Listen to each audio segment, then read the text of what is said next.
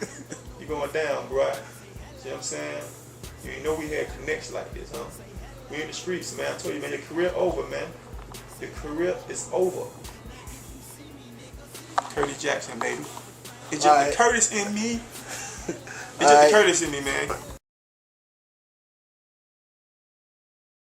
So what happened was that he got the check and he was like, you know, well, as soon as the check clear, we gonna get to work. I said, no problem, the check gonna clear. So no problem, we sat back, we waited, maybe like a week or two went by. You know, he called like, hey, yo, man, yeah, man, we working for you. Hey, we working, you know. And when someone's working for you, all you can do is take their word until they give you a reason why that word isn't bond. So weeks went by, and he called, and I'm like, yo, what's up with the record? Like, what's going with the record? I need to see some progress, some reports or something, like let me know what's going on. Like the dude, he was never prompt as far as contacting me and letting me know that, you know, that he's doing things to make this thing move forward. He sent me some BDS reports. What's that, in case people don't know? A BDS report, he sent me BDS reports through Mediabase. The entertainment, like when you're tracking a record. Like, what you mean tracking? Like if it's on the radio? Or? Right. When you're on the radio, yeah. When you're working like industry radio, like commercial radio, there's a tracking device that the industry uses called BDS. There's two different ones. It's Nelson BDS, and then it's Mediabase.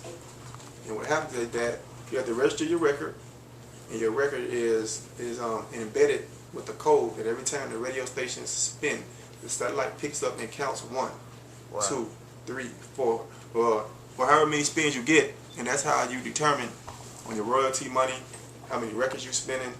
And the labels look at it to see what's hot, what's popping, you know what I mean, on the independent market, because that's how you get picked up. But you know what? What happened was that because I was in such a crucial state as far as having time, I didn't really have the time to investigate this guy to the fullest before we did the contract, paid the money, and doing business with this guy. I didn't have the time, so we kind of like rushed into things. You know, it was a rookie mistake on my part. I'm paying for it now by going through all this turmoil with him. But nobody really vouched for this guy because I didn't really look around. I did ask one person, but they wasn't too sure about it. The only thing that person could tell me was that, yeah, you know, I heard of this guy. You know, he beats around every now and again, and he says he does radio. And you know, he says he does radio. I said, to what extent? He said, I really can't say to what extent because I didn't know anyone personally, or I wasn't really involved with him as far as him working my records. But he says he does radio. So I said, okay, no problem. So I went in. You know, I went in, and I just took his word for it, Aaron Lucas' word, and said, you know what, you work radio, let's put you to work. You understand? Like you home team, you're from Miami based. So I say, let me keep it in the house, and let's work this record. But nobody vouched for him, and now that it's all out, and the shit hit the fan, I'm going around because I'm connected. I'm going around. Everybody he said he knew, you know, he said like who? He said he did radio for Rick Ross. He said he did radio for Trick Daddy. He said he was the brother of Ted Lucas and that he worked their radio play. So you know, he sent me these media-based reports, which came out to be bogus, right? Which I noticed in the beginning, but maybe I felt like maybe it was an error. But then it was just me being in denial of what's going to take place. So once he sent me 2 of those bogus reports, which I'm gonna show, I got all these reports here. But he gave me the reports. You know, okay, he gave me 2 reports. He was supposed to report with me every Wednesday. That never happened from the beginning. Once he gave me those reports, and I looked at it, I said, okay. He's saying like the reports are showing that the record's being spent laying in that jam, Apollo 96, 103 to B, X102. All these are urban stations from West Palm down to Miami. And after I exposed him, after me knowing people in the industry, you understand, that I called to check up on him to see actually are these like real BDS reports. Because once I noticed one glitch on a report, it alerted me that something ain't right. So I started making different phone calls with my partners at X102, my people in New York that work in radio. I'm like, yo, do me a favor, go on the computer and check this record, Fresh to Death by Kane, produced by Terrace Productions, and let me know if there's any spins on it. My connects came back, yo, man, this shit ain't got no spins. The only spins it got were the spin that the big homie up north, K. Slay, was spinning on it. I said, okay. So I called some more connects, and they all came back with the same report. There's nothing there. The only thing came back was that the record was registered in Mediabase. That's it. So that's what happened with the guy. He took the money, he ran off, $5,000. He ran off with $5,000, man.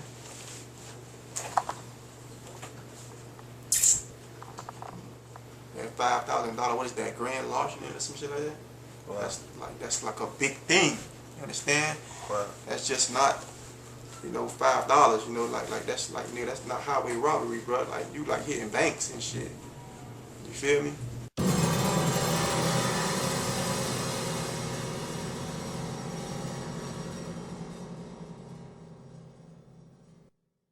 He contacted me 2 days ago with a phone call after all the massive blasts on the internet and people were like, you're a freaking crook.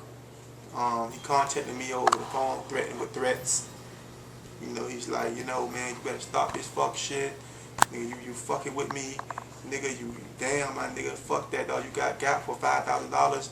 It happens all the time. This nigga said it. He told me, man, he told me that I got for $5,000 and that I shouldn't trip, that this type of shit happen all the time, that this what niggas in the industry do, that y'all smoke weed, you fuck bitches, and you get money, you take money, you give money. You say that's what you do. He said that's what niggas do in the industry. So I'm like, nigga, I'm in the industry. You know, nigga, we don't do that. But you know, after things going on, I went in and started investigating, and a lot of things came back. You know, if y'all saw the first video we did, we went to Po' Boy, and we met with the president, Big Chuck, and Big Chuck said this guy never worked radio for them. You know, they don't know this guy like that. Like they hired them a couple of times to pass out flyers and CDs as a promo guy. But if you're a promo guy, okay, no problem, be that. Anybody can do that, right? You understand what I'm saying? Yeah. But like promo, street promo and radio promo, that's two different things. You understand? Like you can't be one. Like you can't do that, bruh. You feel me? But to cut that story short, nobody vouched for you, man. Nobody vouched for Aaron Lucas. I gave the guy a little bit more time than he needed to fix the situation. You understand? As a businessman, you know, after going to 4 years of business school, man, and learning, and not only school, but being able to have, like, to be humane in life, like you give people chances, you know, like that's just my religion. In Christianity, like my morals and values allow me to give somebody a chance. You understand? So after I called this guy and I hounded him a few times, you know, more than a few times, you know, I got no response. You know, I got a lot of running around, like, yo, I'm over here, I'm doing this, I'm busy, or hey, let's set up a meeting this day, and then he never calls and sets up the meeting. Actually, he never gives me the address, or never follows up on the thing that he's saying. So I said, you know what?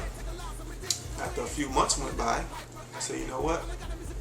He's basically saying, fuck me, fuck my business, and keep it moving.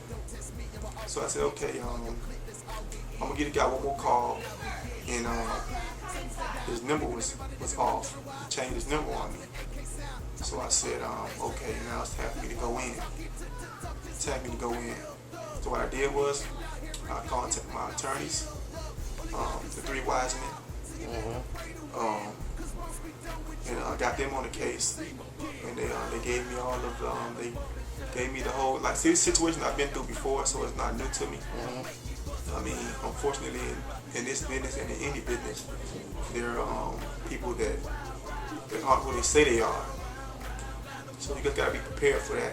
But when I got with my attorney, they advised me the first thing I had to do again was send him a letter of demand, which is a letter of demand is that I have to state in a letter, whether it's through email or mail or whatever way that I would communicate with him into doing business. I have to send him a letter of demand that states what is going on with with the business that we had conducting. I stated